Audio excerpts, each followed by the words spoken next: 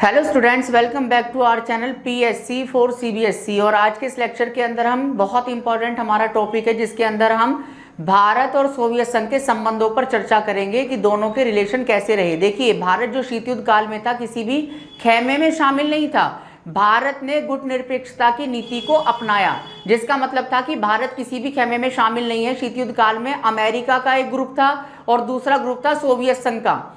तो भारत किसी भी खेमे में शामिल नहीं हुआ। यहाँ पर आप इसको समझ सकते हैं, एक तरफ यूएसएसआर था और एक तरफ था यूएसए, लेकिन ना तो भारत इसके साथ गया ना भारत इसके साथ गया। भारत ने कौन सी नीति अपनाई? नेम का मतलब क्या है? Non aligned movement. यानी कहाँ पर गया भारत? भारत गया गुट निरपेक्ष आंदोलन में। ठीक है, और जब भारत गुट निरपेक्ष आंदोलन में गया तो आप देखोगे कि भारत के दोनों से ही रिलेशन बनाकर तो रखे, लेकिन स्पेशली भारत किसी के भी ग्रुप में या किसी के भी खेमे में शामिल नहीं हुआ। लेकिन आप देखोगे जितने अच्छे रिलेशन हमारे शीत युद्ध काल में किसके साथ थे, जितने अच्छे रिलेशन हमारे यूएसएसआर के साथ थे, इतने अच्छे रिलेशन यूएसए के साथ हमारे नहीं थे। और इसके पीछे की प्रमुख वजह था पाकिस्तान, क्योंकि पाकिस्तान किसके ग्रुप में शामिल हो गया था? यूएसए। अब आपको पता है कि भाई हमारा जो इंडिया है और जो पाक है, इन दोनों के बीच में तनाव रहता है बना हुआ। और इसी तनाव की वजह से आप देखोगे कि जब ये तनाव होता था, जब ये टेंशनफुल एक सिचुएशन क्रिएट होती थी, तो हमेशा यूएसए ने किसका साथ दिया? पाकिस्तान का। तो इंडिया को किसका सहयोग मिला? इंडिया को हमेशा सहयोग मिला यूएसएसआर। इसका एक गुड एग्जाम्पल मैं आपको देता हूं। देखिए, जब 1971 में बांग्लादेश जब बना था, तो बांग्लादेश पहले क्या कहलाता था? बांग्लादेश पहले कहलाता था पूर्वी पाक। ठीक है, तो 1971 में जब बांग्लादेश यानी पूर्वी पाक को लेकर जब भारत पाक युद्ध हुआ, तो ऐसी स्थिति में भी आपको पता होगा कि पाक का साथ कौन देने आया था? यूएसए।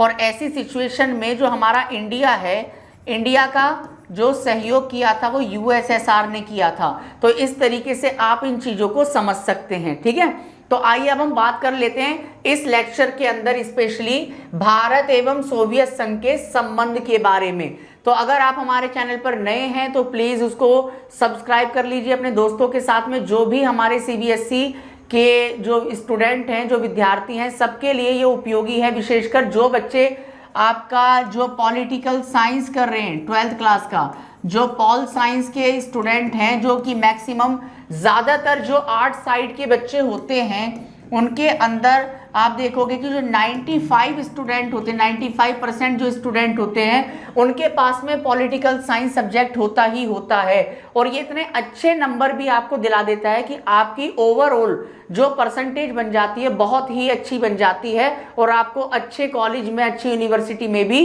इसी परसेंटेज के बल पर एडमिशन कई बार मिलता है। ठीक है, तो आप देखोगे कि हम पढ़ रहे हैं भारत एवं सोवियत संघ के संबंध, आपस में इनके रिलेशन कहते हैं। तो इनके रिलेशन को हम 4 भागों में डिवाइड कर लेते हैं। देखिए, एक तो है आपका राजनैतिक संबंध, दूसरा आप देखेंगे आर्थिक संबंध, इसके अलावा सैन्य संबंध, और चौथा है आपका सांस्कृतिक संबंध। तो इस तरीके से हम इसके संबंधों पर अध्ययन करेंगे।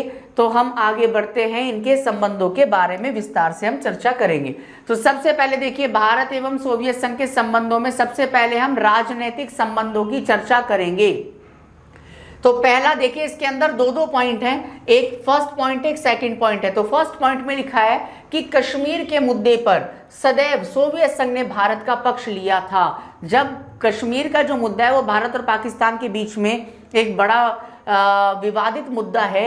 जम्मू कश्मीर भारत का एक अभिन्न अंग है, जबकि पाकिस्तान लगातार उस पर अपनी दावेदारी प्रस्तुत करता रहता है। ठीक है, वो कहता है कि कश्मीर पर मेरा अधिकार है, जबकि भारत जो है, भारत का तो स्पष्ट यह एक मत है कि जम्मू कश्मीर भारत का एक अभिन्न अंग है और रहेगा।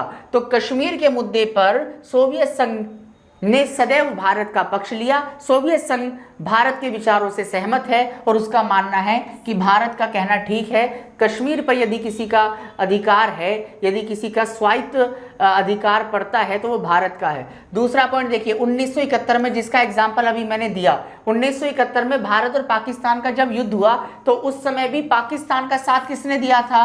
अमेरिका ने दिया था उस समय भी पाकिस्तान का साथ, लेकिन उस समय संकट की घड़ी में सोवियत संघ ने, यूएसएसआर ने भारत का साथ दिया और एक अच्छे दोस्त होने की भूमिका उस समय सोवियत संघ के द्वारा निभाई गई। उस समय भारत के प्रधानमंत्री इंदिरा गांधी थी, जिस समय की मैं बात कर रहा हूं 1971 के भारत पाकिस्तान के युद्ध के समय, और इंदिरा गांधी ने सोवियत संघ की यात्रा भी की थी। और उस समय क्या हुआ था कि 20 वर्ष की मित्रता संधि पर भी हस्ताक्षर किए थे। किस किस ने हस्ताक्षर किए थे? इंडिया ने किए थे और यूएसएसआर ने किए थे 20 वर्ष की मित्रता संधि पर हस्ताक्षर। अगला देखिए हमारे आर्थिक रिलेशन।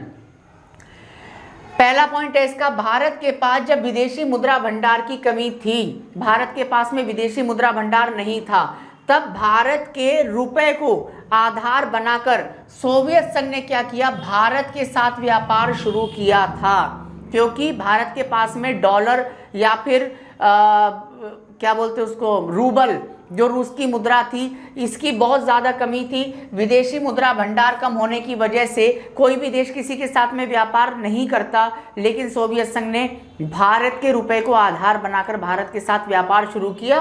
सेकंड पॉइंट है, भारत के अंदर जो भिलाई और आपका बोकारो और विशाखापट्टनम है, ठीक है, भिलाई कहाँ पर है आपका?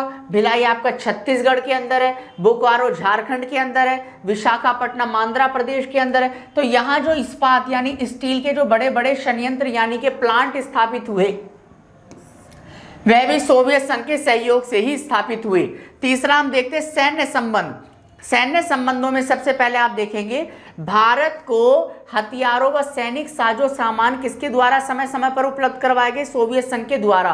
और सेकंड पॉइंट है कि जो दोनों देश हैं इंडिया और यूएसएसआर, दोनों की जो सेनाएं हैं वो क्या करती हैं? वो समय समय पर संयुक्त युद्ध अभ्यास करती हैं। दोनों की सेना मिलकर एक ऐसा अभ्यास करती हैं, एक ऐसा मिलिट्री एक्सरसाइज करती हैं ताकि दोनों देश संघर्ष की स्थिति में एक दूसरे को सहयोग भी कर सकें और उस स्थिति से निपट भी सकें। इसके अलावा आ गया हमारा सांस्कृतिक संबंध। तो जब सांस्कृतिक संबंध की बात करेंगे तो हम देखेंगे कि भारत की जो फिल्में होती हैं, जो भारत में फिल्में तैयार की जाती हैं, भारत का जो बॉलीवुड है, जो वो फिल्में रिलीज करता है, उसको सोवियत संघ में काफ़ी पसंद किया जाता है और उन फिल्मों के गाने भी काफ़ी पसंद किए जाते हैं। इसके अलावा दोनों देशों के जो बुद्धिजीवी हैं, जो बुद्धिजीवी लोग हैं, जो लेखक हैं, जो राइटर हैं, जो पत्रकार हैं, वह भी एक दूसरे के देशों की यात्रा करते रहते हैं। सोवियत संघ वाले इंडिया में आते हैं, इंडिया वाले सोवियत संघ में जाते हैं। इस तरीके से आपने देखा कि इसके चारों संबंध हमने कर लिए, राजनीतिक संबंध, आर्थिक संबंध, सैन्य संबंध और सांस्कृतिक संबंध। अब हम आगे बढ़ते हैं और इसके अंदर हम पढ़ेंगे। देखिए यहाँ पर आप एक फोटो भी देख सकते हैं, ये क्या है? ये है बर्लिन की दीवार। बर्लिन की दीवार के बारे में इसमें कुछ इंपॉर्टेंट फैक्ट, कुछ इंपॉर्टेंट इंफॉर्मेशन आपके लिए हम कलेक्ट कर लाए हैं, जो आपके पेपर को और ज़्यादा अच्छा बनाएगा और आप सारे बच्चे पेपर की खोपड़ी में आसानी से छेद करके आओगे बढ़िया करके। तो यहाँ देखिए बर्लिन जो है वो क्या है? बर्लिन जर्मनी की राजधानी है और अगस्त 1961 के अंदर इसी बर्लिन के बीच में, देखिए इसी बर्लिन के बीच में ये एक दीवार, ये जो आप दीवार देख रहे हैं, ये दीवार ये खड़ी कर दी गई थी और इस दीवार ने बर्लिन को 2 भागों में विभाजित कर दिया था। कितने भागों में विभाजित कर दिया था? 2 भागों में विभाजित कर दिया था। ये जो दीवार थी आप देखेंगे 150 किलोमीटर लंबी थी और इसने बर्लिन को 2 भागों में विभाजित किया। देखिए एक तरफ था यहाँ पर आपका पूर्वी बर्लिन और दूसरी तरफ ये जो था ये था एक तरफ आपका पश्चिमी बर्लिन, ठीक है। तो पूर्वी बर्लिन और पश्चिमी बर्लिन, इस तरीके से बर्लिन जो था वो 2 भागों में क्या हो गया? विभाजित हो गया। बर्लिन राजधानी किसकी है? बर्लिन राजधानी है आपकी जर्मनी की, ठीक है, जर्मनी की राजधानी है आपकी बर्लिन।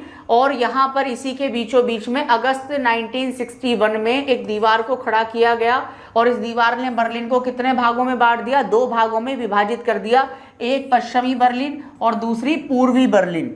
यह दीवार 150, जैसा भी मैंने आपको बताया कितनी लंबी थी, ये दीवार 150 किलोमीटर लंबी थी। इस दीवार को शीत युद्ध का सबसे बड़ा प्रतीक माना गया था और ये जो दीवार थी ये निरंतर लगातार 28 वर्षों तक खड़ी रही। कितने वर्षों तक? 28 वर्षों तक ये दीवार खड़ी रही और 9 नवंबर को 1989 में पूर्वी बर्लिन की आम जनता ने इस दीवार को ढा दिया, इस दीवार को गिरा दिया, और जिसके बाद में बर्लिन के बीच की दीवार गिरने की वजह से पूरे बर्लिन का एकीकरण हो गया, जो बर्लिन एक था। यहाँ पर आप एक फोटो भी देख रहे हैं, ये कौन महाशय हैं? ये हैं बोरिस येल्त्सिन, जो सोवियत संघ के विघटन के बाद में रूस के प्रथम राष्ट्रपति के रूप में स्थापित हुए और इन्होंने रूस के प्रथम राष्ट्रपति के रूप में कार्यभार संभाला था। इनका नाम भी कई बार पेपर में पूछा जाता है। तो इस तरीके से हमने इस लेक्चर को अपना पूरा कंप्लीट कर लिया है। अगर आप चैनल पर नए हैं तो आप चैनल को सब्सक्राइब कर लीजिए अपने दोस्तों के साथ। जो भी पॉलिटिकल साइंस क्लास 12 CBSE के स्टूडेंट हैं उनके साथ में इस वीडियो को आप शेयर कीजिए, वीडियो को लाइक करें, और जो भी आपकी समस्या है, जो भी आपके कमेंट्स हैं, वो आप ज़रूर कमेंट बॉक्स के अंदर हमें लिखें। इसी के साथ में हम अपने लेक्चर को पूरा करते हैं। बने रहिए हमारे चैनल के साथ में PSC 4 CBSE। Thank you.